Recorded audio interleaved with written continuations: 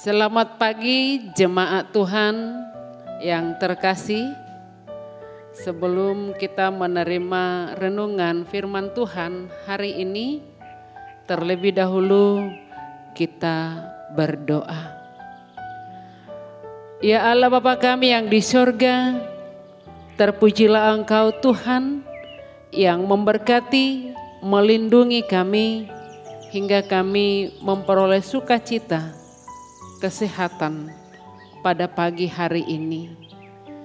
Kami memohon Tuhan selalu menyertai kami dan ajarlah kami Bapa supaya kami semakin mengerti bahwa semua yang kami peroleh bersumber daripada Tuhan.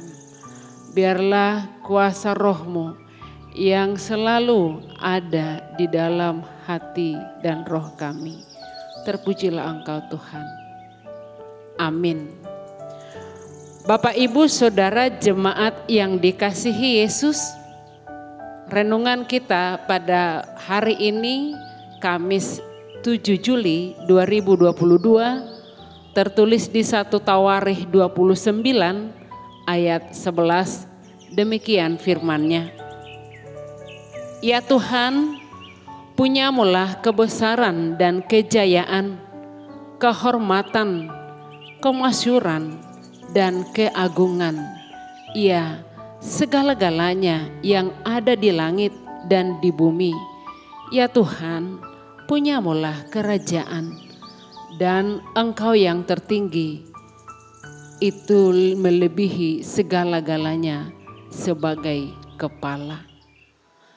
Bahasa Batak dikatakan, Aigok dihodo ale Jahoba hati bulon, dohot hagugoon, dohot hamuliaon, dohot hatongamon, dohot puji-pujian.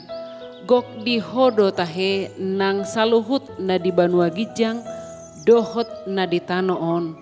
Gok dihodo ale Jahoba harajaon, jala dipati bulho dirim, di atas ni saluhut namar jujungan.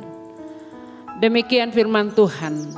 Saudara yang dikasihi Yesus, sore itu si Ani sedang asik menyiram tanaman di kebun rumahnya. Tiba-tiba aliran air dari selang itu mati. Sontak si Ani melihat ke arah keran air dan melihat adiknya si kecil Cindy sedang memutar-mutar keran tersebut. Sambil tersenyum, si Ani pun berjalan mendekati adiknya dan menjelaskan kepadanya, Cindy, keran ini adalah sumber airnya. Kalau kamu putar dan matikan, maka air tidak dapat mengalir lagi. Kakak jadi tidak bisa menyiram tanaman itu. Dengan wajah polosnya yang lucu, Cindy mengangguk-angguk, tanda mengerti penjelasan sang kakak. Saudara-saudara jemaat yang dikasihi Yesus Kristus, tanpa kita sadari, sering kita merasa bahwa apa yang kita miliki sekarang adalah karena kerja keras, karena kepandaian kita, atau mungkin karena koneksi atau orang-orang yang telah sangat berjasa membantu kita. Memang tidak dapat dipungkiri bahwa semua itu juga memiliki peran tersendiri. Namun perlu kita ingat bahwa tanpa Tuhan yang memberi, maka kita tidak bisa memiliki kepandaian dan juga orang-orang yang membantu kita. Apabila kita bisa melihat bahwa semua faktor itu adalah bentuk dari perpanjangan tangan Tuhan, maka kita pun akan bisa mengakui bahwa Tuhanlah sumber dari segalanya. Pekerjaan dan usaha kita hanyalah saluran berkat. Jangan sampai kita lupa pada sumber yang sebenarnya. Saudara yang dikasihi Yesus, saluran berkatnya bisa berubah. Saluran berkat tersebut bisa berganti.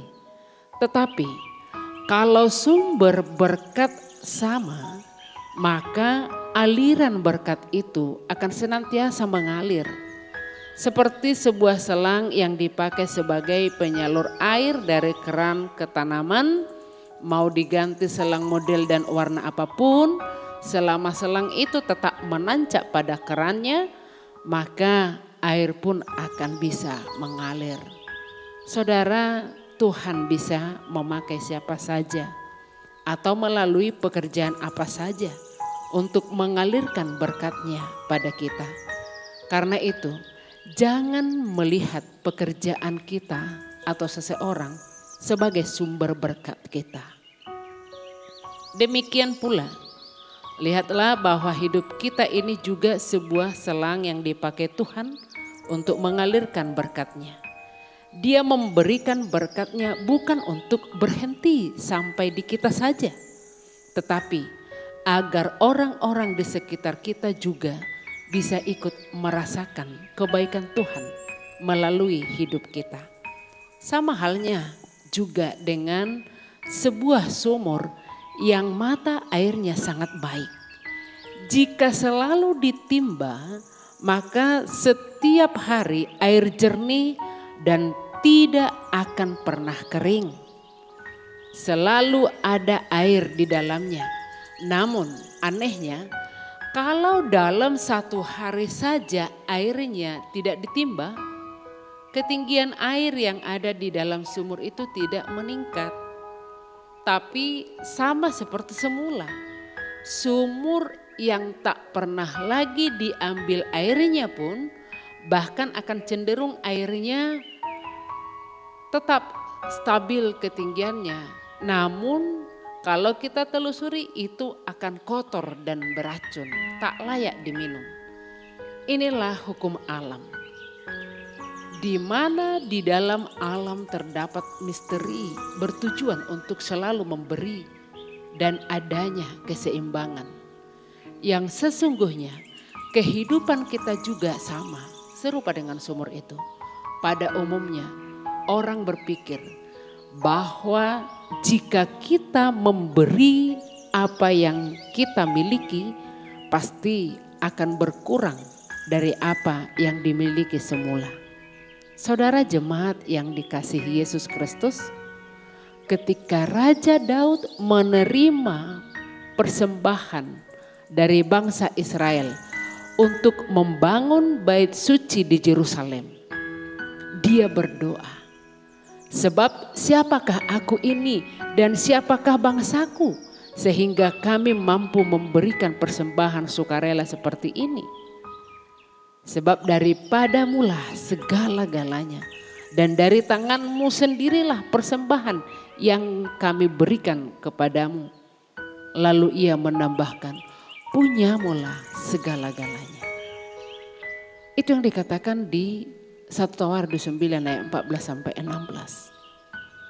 Kesaksian daripada Daud bahwa apapun yang dia miliki itu adalah kepunyaan Tuhan. Dia hanya pemakai, dia hanya sekedar peminjam. Dan nats lain pun seperti di Ulangan 8 ayat 18 mengatakan bahwa kekuatan untuk memperoleh kekayaan dan mencari nafkah pun datangnya dari Tuhan.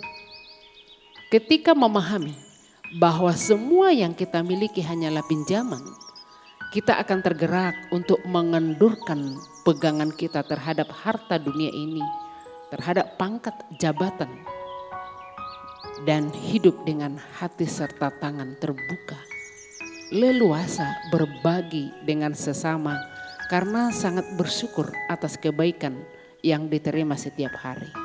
Maka Bapak Ibu Saudara yang dikasihi Tuhan, Allah sangat bermurah hati. Begitu besar kasih-Nya kepada kita sehingga Dia memberi anaknya sendiri bagi kita. Itu bisa kita lihat di Roma 8 ayat 32. Karena sudah menerima begitu banyak, kita patut mengucap syukur kepadanya untuk segala berkat, kecil maupun besar. Dalam nats renungan kita pagi ini, Daud menegaskan dalam doanya, ya Tuhan, punyamulah kebesaran dan kejayaan, kehormatan, kemasyuran dan keagungan. Ya, segala-galanya yang ada di langit dan di bumi Ya Tuhan, punyamulah kerajaan dan Engkau yang tertinggi itu melebihi segala-galanya sebagai kepala. Dialah sumber segala sesuatu yang kita peroleh. Maka saudara-saudaraku, belajar dari sumur tadi, semakin banyak dan sering kita memberi, akan semakin banyak berkat yang dialirkan dalam hidup kita. Dan ini juga kesaksian dari Raja Daud. Kita bisa saja memberi dalam bentuk apa saja yang kita miliki. Saat kita mengajarkan dan memberi ilmu, maka dengan sendirinya kemampuan kita akan semakin meningkat. Yang perlu diperhatikan adalah jangan memberi karena terpaksa. Jangan memberi karena ingin dipuji.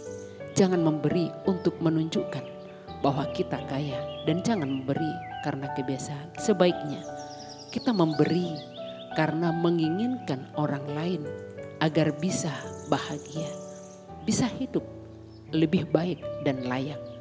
Dengan mengembangkan sikap mental memberi yang murni, kita yakin setiap orang bisa melakukannya. Amin. Selamat pagi dan selamat melanjutkan segala aktivitas dan tanggung jawab kita hari ini. Shalom, salam sehat.